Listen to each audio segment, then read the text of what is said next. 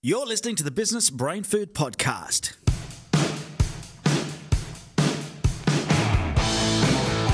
Welcome to the Business Brain Food Podcast, the show business owners listen to when they want to take their business to the next level. Head to businessbrainfood.com.au to catch up on past episodes and access show notes from every episode. Now, here's your host, Ben Futrell. Well, welcome back to the Business Brain Food Podcast. This, my friend, is the podcast that is 100% devoted to taking you and your business to the next level. And the good news is, doesn't matter whether you're brand new to this business thing, so maybe you're just scratching that entrepreneurial itch, or maybe you're like myself and you've been in business for a long, long time and you've got the scars and the wounds to prove it. No matter what, there's always something new we can do to take our business to the next level, and today is absolutely no different. I've got David Kochie coming on, or better known, or affectionately known as Kochie, for those of you that are in Australia. He doesn't really need an introduction. He's the guy that's on Sunrise every morning. You probably watch his show, but he also has Kochie's Business Builders. He also has Pinstripe Media. So he's a business owner himself, and he believes in family business. You're going to hear a bit about this today as well. And we're going to talk a bit about entrepreneurialism, what he defines as success, and what he thinks are the key ingredients. In fact, we get his 3 tips on how to be successful, or the 3 skills that you need as an entrepreneur to build a successful business.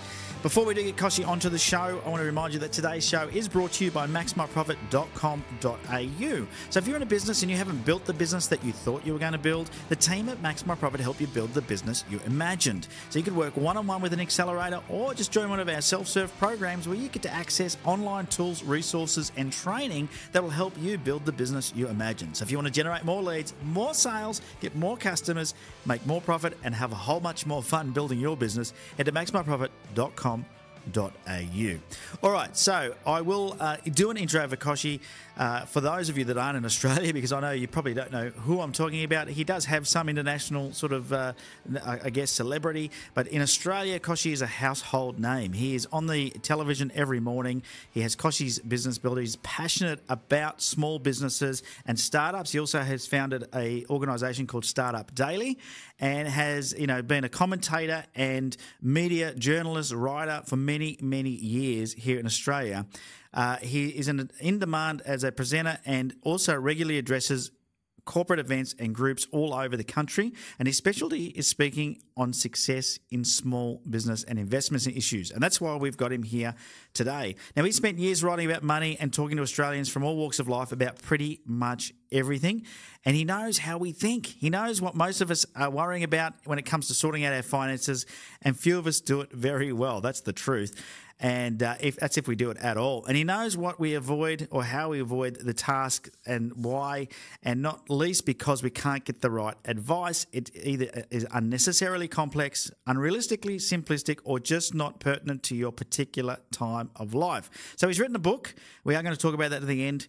That is not too hard, but he says it's also not too easy, and tailored for the group that needs it most, high-expense families on average incomes. It's called his 11-Step Money Plan for a Better Life, which came out in April 2019. At the time of this podcast, it is out, as he says, in all good and bad bookstores. He doesn't discriminate. Anyway, I could keep going on about Kochie, or we could just get him onto the show. So let's welcome him onto the Business Brain Food Podcast. Business Brain Food. So welcome to the Business Brain Food Podcast, Kochie. Thank you for having me. Hey, mate, so good to have you on board today for a bit of a chat about all things entrepreneurial. And now, before we do get stuck into sort of talking about entrepreneurial, I'd love to hear your thoughts. How would you define an entrepreneur? Have you got a definition that you use? An entrepreneur is somebody who I think has a passion to solve a problem, or a passion for a particular industry or business, and is trying to build that business or that organisation. That they're taking a risk, they're putting their backside on the line, if you like, and giving it a go. And that's why I love it. I love small business and the different shapes, sizes, colours, creativity that comes with it. Yeah, and I think creativity is a big part of it, isn't it? I think entrepreneurs are creative in their own thinking. Sometimes that can be detrimental, though, can't it? It can be detrimental, but it's got to be a start. Part of my small business, family business. We own a product called Startup Daily, which is the daily newsletter for the startup tech innovation space. And through that, I get exposed to a whole bunch of different ideas, entrepreneurs, founders that are trying to build a dream or turn their dream into a reality. And you soon find out that they may have the greatest idea in the world, but it's how they execute it and whether they, as the individual, have the skills and the appetite to grow that business beyond just an idea is usually the determinant of success and failure. But it's not about the idea or the product at all. It is the individual behind it and their ability to execute, to understand their own weaknesses, to hire a team that adds to their expertise to make sure the idea flourishes. Yeah, well, I mean, you've touched on a few things there. What skills do you think someone needs? Is there a set of skills where you could say, here's 3 things that you must have as an entrepreneur to be successful, or do you think it varies?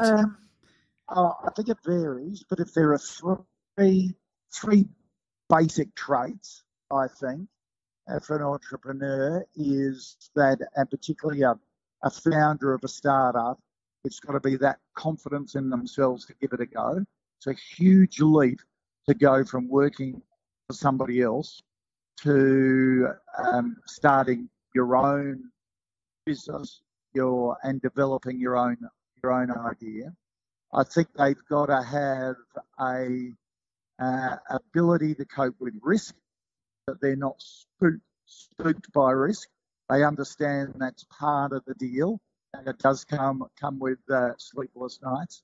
And also they've got to have a passion and a belief in what they're doing, but also understanding that that if it's not going to work, it's not going to work. They've got to have, they can't marry an idea. They've got to have an objectivity that says, look, I was passionate about this. I thought it would work. I've given it my best shot, but I don't think the market's right for it, or I'm not the right person to develop it and to call it quits. I think that's really important. Do you think that some people stick with their ideas sometimes too long before they quit? You see some. No. But that's one of my huge weaknesses in terms of my own business, my own family business. I'll come up with an idea and back it, and I'll have my business plan, and it doesn't go according to plan, and I'll go, oh, well, no, I'll just keep it going a bit longer. I think it'll be fine. It's showing some early signs. Keep going. No. I don't want to admit my own mistakes.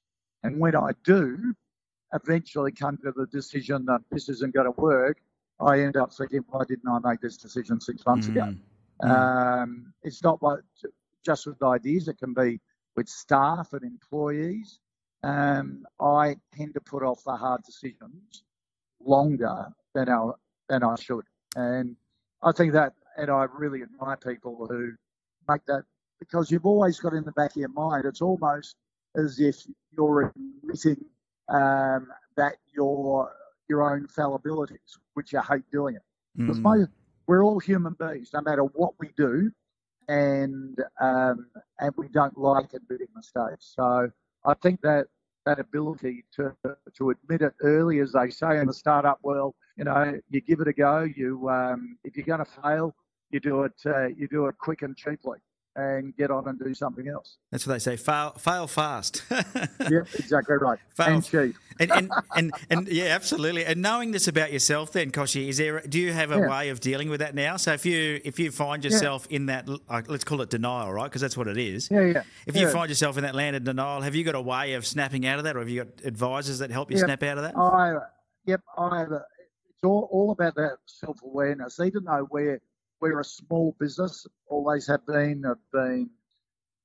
Like my family business at one stage, this was back in the late 90s, we had 180 staff. It was during that .com boom type period, where I got out of that the family business now has 16 in it or 14, which is a much more sort of manageable size for me, because I remember whinging to my father once about employing staff, and that you spend all your time solving other people's problems and almost being a therapist.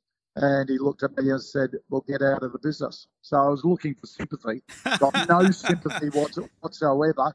And he said, that's just part of being in business. Good old dad, So, eh? Mentored you through that. Yeah. And he was absolutely right. And now I love smaller teams and working in smaller teams, which we do now. But no matter what the size of the business during my career, I've always had a board. I've always insisted my wife be on the board, because she has as much financial skin in the game as I do, and it's her house on the line as well as mine. But I've always had outside directors sit on that board, and I found that has been a fabulous discipline. That once a month you focus on the business, you focus on the finances, and also that outside view of an outside director has always been invaluable. They're the most annoying people to have involved in your business, because they ask the obvious questions and they keep you accountable for all the things that you've said at the previous board meeting. But it's an amazing discipline, and it's the most valuable thing I've done in small business. So important to have that external accountability, isn't it? Yeah. Because like Absolutely. you said, we're all human, and a lot of our mistakes, as you said before, can be expensive. So it's good to have. Right. It's good to have people that aren't emotionally attached to our business. I want to go back in time. Were you always entrepreneurial? Like I speak to some entrepreneurs where during their primary school they were selling their lunch or renting their lunchbox out. Were you one of those kids, or did you come through school not expecting to be in business? Yeah, I came through school not expecting to be in business, but my father was in business, and it was almost through osmosis. He was an international coal trader, traded coal around the world, and as a kid just round the dining table, you don't even realise it as you're growing up, but you pick up all this advice and information, and I think that's what I did. And when I got into the media, I was a cadet on the Australian newspaper, and then went to work for BRW and pitched to BRW and Fairfax to do Australia's first investment magazine called Personal Investment Magazine, and that was before it was sort of disrupting business media, if you like, at the time.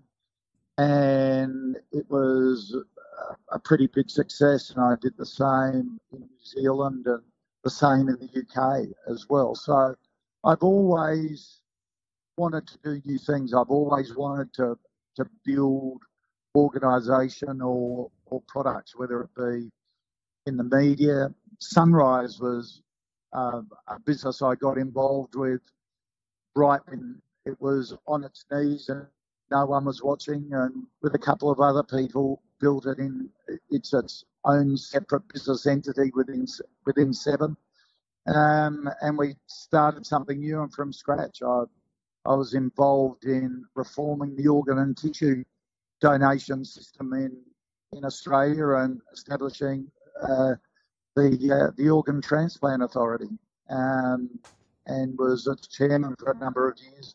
And I loved building that and making a difference.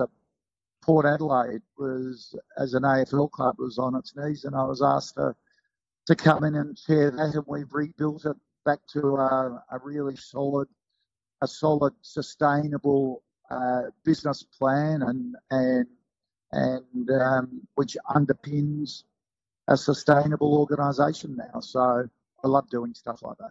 And how important has plans been? I mean, you just mentioned business plans there, and we know a lot of business owners, particularly small business owners, struggle with the planning side. Would you say that's been a real a key part of your success? Yeah. Absolutely key part. And I think what a lot of us business owners do is say, oh, yeah, I have a business plan, but it's all in my head. And And I know where I'm going. I've got to focus on the direction. And you say, well, have you written it down? Have you got goals? Have you set yourself benchmarks to measure how you're progressing in terms of developing the organisation? And we don't do that well. So I reckon it's a really important part for. It doesn't matter whether it's a startup or an established business, to actually have a plan that lives, more importantly, as well, and is constantly updated, constantly refined. I think is really important. Are you bringing that out in your monthly board meetings? Like, is everyone going through that on a monthly basis? Yeah. Oh, yeah, absolutely. And even with staff, our weekly work in progresses have weekly big issues to solve, weekly achievements that we want, monthly budgets, quarterly budgets, and certainly using technology to make sure that you monitor pipelines of business coming through and accountability of staff using Harvest, whether it's using Harvest or Asana, to help in your planning and also particularly your pricing and making sure that any projects we have are benchmarked against budget. Yeah, so important. And I think it scares a lot of people that don't understand the numbers, but it's so important. Were you always good at numbers? I mean, you've got very much a finance background. So No, I was always good at numbers. For a short period of time, I worked as an accountant and auditor. I like numbers, but see, it's more than, I think, the business planning, just than the numbers. It is when things don't go according to plan, it can be terrifying with your own business. It is the cash flow issues and all of that sort of thing that come with it. So to have a plan in black and white means there is a structure, there is a blueprint to actually hold yourself accountable, and hopefully if things go awry, to bring it back on plan. So instead of just panicking, you go back to the plan, which is written, and I find that's a real comfort for me. I'm a bit of a process-driven person. I have a lot of hats. I do a lot of different things, and people go, "Gee, that must be incredibly stressful," and I say no, because there's a plan to it all. I hate being late for appointments. I hate other people being late for appointments. But the day is really structured, and I get comfort from that structure in the day, that I know it's a day that has structure to achieve something. I hate days that are unstructured, and particularly days that are unstructured and you feel as though you haven't achieved anything. And my personality, I get that de-stresses the day and my life for me. It's funny, they say if you want to get something done, give it to a busy person. Yeah. They know how to get it done. And I get to, because in my job in the media, I'm sort of a necessary evil. People feel as though they've got to talk to me. I get access to some incredible people that I really admire, and you find the successful ones are really well structured. Like Jack Dorsey from Twitter and Square. He's a bloke that hasn't developed just $1 billion company. He's developed two, and he's managing director or chief executive of both of them. And he has this routine to start his day. He starts his day, gets up early, he meditates for a period of time, and he calls it his no excuse process for the day. That this is a process before he even starts work that he has no excuse not to do, because they can be done anywhere. It doesn't matter whether he's at home or he's travelling. Starts off the day meditating. He has a 7-minute workout that only needs a wall and a chair, so they can do it anywhere. And he always walks for 60 minutes to his first appointment. So no matter what city it's in, or whether it's at home, walking the 60 minutes to Twitter headquarters, and he spends that 60 minutes walking and listening to podcasts. And he says, when I sit down at my desk, I know I've achieved so much personally for me as an individual. Sort of my view is the most important asset you have in business is you as the business owner. Yes, customers are important. Yes, staff are important. But you drive the creativity. You drive the dynamism. You drive the culture of the organisation. So you've got to look after yourself. And Dorsey, Jack Dorsey says for that early start to the day, I'm investing in myself. My mind with meditation, my health with my workout, my knowledge and self-improvement listening to podcasts. And before I even start on Twitter and Square, I've achieved all of this going forward. And I think that's really inspirational for us all to do that. Yeah, no, you sort of, I mean, where you're leading to there is, I guess, about having an entrepreneurial mindset or even a healthy mindset. And, you know, they sort of say healthy body, healthy mind, and your business will be a reflection of yourself. Have you got rituals or routines you go through on a daily basis to make sure your mindset? Or are you going to Anthony Robbins events, or, you know, how do you make sure you feed your mind with what you need? I read widely. Because I'm a shift worker and start early on my sort of sunrise job. I get up at just after 3:30 every morning. I do a little workout routine as well before I go into sunrise and start preparing for the day. It's about 15 minutes, but I do it at home. I sort of even do it that early before I get in the car and drive to the studios. One of the reasons I got involved and helped build Startup Daily is that I wanted to be embedded in that startup ecosystem and community because that's where all the new ideas, the digital ideas are coming from, and I wanted to build a network to be involved in there. So that was a very deliberate process. And I also have a disciplined approach to really meeting mentors that I have to get their opinion and use them as a sounding board. So that's sort of my routine. Yeah, great stuff. But are you using, you know, you mentioned podcasts before, and obviously you're on one here, so hopefully he's listening to this, Dorsey. But do you listen to a lot of podcasts or a lot of things? Do you meditate yourself or anything like that, or you find that that's not for you? The meditation I do a bit of, not every day like Jack Dorsey, but I have routines when I just want to chill. I'll change the pace of the day. People often get infuriated with sunrise. It is 3 3/4 hours of you've got to be switched on. You've got to be. You're constantly talking. You're constantly having to follow directions from school, from control rooms. You've got to be thinking on your feet constantly. At the end of that, I will do nothing and just completely chill out for probably half an hour after it. I will, when I go to Pinstripe Media, I'll go and park the car, and it's a 20, 30-minute walk to the office, and I deliberately park in a parking station that far away. So I get my steps up and I'm getting blood flowing again, and I use that as think time.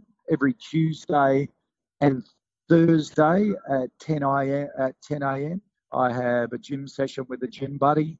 I've been doing it for 12 years since I did Kilimanjaro for the first time, and I always thought personal trainers were for wankers, but when I was training for Kilimanjaro, I could not believe the difference it made in me coping with the early starts and how much clearer I was thinking. And so I do that twice a week. I have been for 12 years. It's a bit of me time with just me and a trainer, and then I'll do separate cardio sessions, 2 cardio sessions by myself during the week.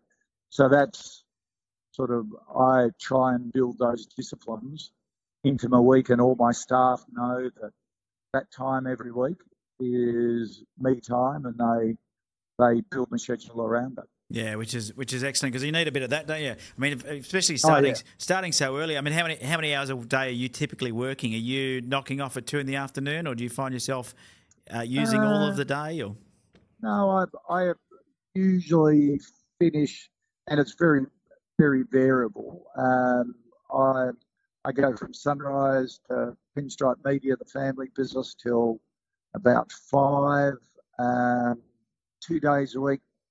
I have 5:30 conference calls with the team at Port Adelaide as a catch up, and I'm across them there most weekends. So it is, but I love everything I do, and that's the secret. People go, "Why do you do all this?" And I say, "I like being busy. People fascinate me. I love learning from people, learning about people and their different skills. So it's just I don't see work as work. I don't like the stress sometimes from it, particularly when the family business has cash flow issues and all that sort of thing. But it just goes with the territory. yeah, and I think that's what you said, so true. And I've heard that saying. I don't know if you heard that. You would have heard this saying: "And you do what you love, and you never work a day in your life." It's exactly right, and I love being busy. Yeah, and being busy. Why not? You know, we've got so many hours in a day. We may as well fill them up with stuff we enjoy doing. I think that's a good thing. Yeah. Is there something you wish you knew when you started that you know now? Is there anything, have you got like a golden nugget that you go, geez, I wish I knew this? Yes, to have more confidence in yourself as a business owner. I think we all at some stage suffer the imposter syndrome, and you think, oh, if only people really really knew, because we all put on this positive, brave facade for customers, for staff, and when you know that you're paddling at 1,000 kilometres an hour under the water to keep your head above water. And often, yes, mentors are great. Yes, getting experience and getting advice from others is fantastic. But you should never doubt yourself and your understanding of what's good for the business and what's best for you. A lot of my biggest mistakes is when I have taken the advice of somebody else, and I've had this feeling in my gut that it hasn't been right, and I should have listened to that. So it's almost a self-awareness, self-confidence thing, and overcoming that nagging imposter genie that we all have in the back of our mind. And I can imagine for someone like you, I mean, you're in the public eye every day. Yep. You can't have a shit day. You've got to always look like you got to look like you're on cloud 9 every day, and I'm sure that's not always easy. No, and not always the case in reality. But that's what we've got to do in business. That is, we've got to inspire confidence. That's what I always say, that the business owner is your most important asset, and you've got to look after yourself. And you've got to do what's right for you. And there are times where your values might be challenged, and you've got to stick with your values. You've got to be who you are. You've got to be authentic. It might not please all the people all of the time, but you can't pretend to be something you're not. Yeah, you got to be true to yourself. Yep. Now, one of the things I do love about you, mate, is you always share. You're sharing all the time, and I've followed you for years myself, being in business. I know many people do, but one of the ways that you spread that knowledge is through your books. You've just got a new book coming out. Can you tell us about that? Yeah. It's an 11-step money plan for basically a better life. I deal with so many average Australians and average Australian families who are doing it tough at the moment because they're asset rich and cash poor. Their superannuation is valuable now, and their homes have been going up the last 10 years. They're taking a breather now, but they haven't had the wage rise that they've been used to, and making ends meet is pretty tough. And I haven't written a finance book in years because I think finance books can be quite misleading because they're written in a moment of time and quite quickly get out of date. So when Pam McMillan asked me to do a finance book, a money book, I said no. And we talked it through, and I said, okay, how about this? We do a money book on 11 steps to making sure you're getting the most value out of your budget, ideas for earning more money and multiple income streams, having a side hustle, so that at the end of the month, you've got cash over to spare to reach a goal. I hate savings for savings' sake because I think it's incredibly boring. You've got to save for a dream to make your life better. But with the book comes a weekly email that you sign up to from me that is my thoughts on what I think you need to know from that week, whether it's interest rate changes or superannuation changes. So that email constantly updates you.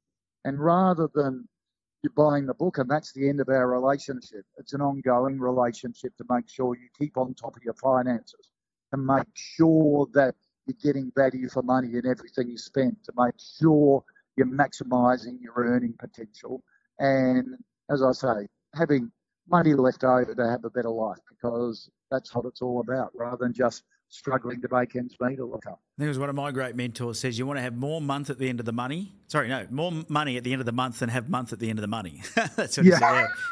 Exactly right. Exactly right. Otherwise, it's not going to be a good month. Anyway, we're just about out of time, Kochie. I do appreciate your time. I know you're a busy man, but you like to be busy, so it's good. Yep. How can people find out more? I mean, that book is released this month, which is April 2019. Released today in all good and bad bookstores. I don't discriminate. and online.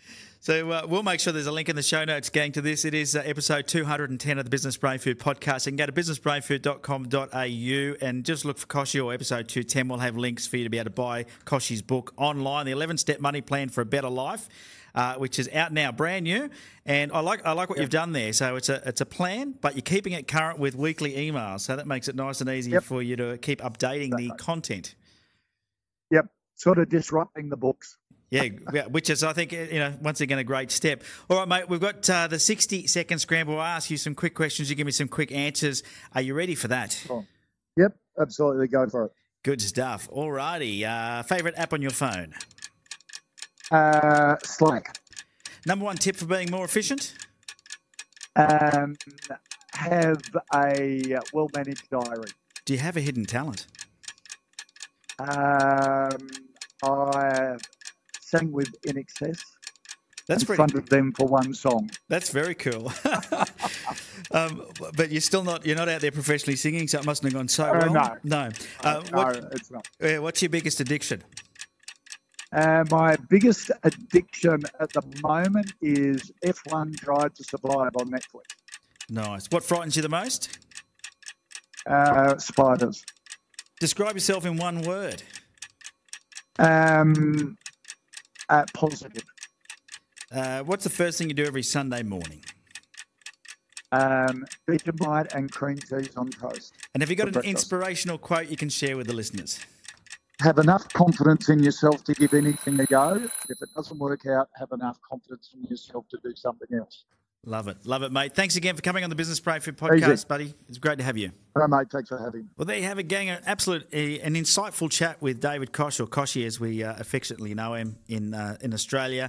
Some great tips there, and it was good to get some insights. I always love it when I talk to entrepreneurs that are definitely in the public eye, because we hear that they have the same challenges everybody else does. He talked about feeling frustrated when his family business has cash flow issues, or that he has issues when it comes to making some tough decisions when it comes to maybe moving on staff or letting go an idea that's not working. So he's only human, just like the rest of us. And we see this successful facade. We see it not just on celebrities that are in the media, but we also see it on a lot of business owners that are successful. Go to any networking event and you'll see business owners that have that facade.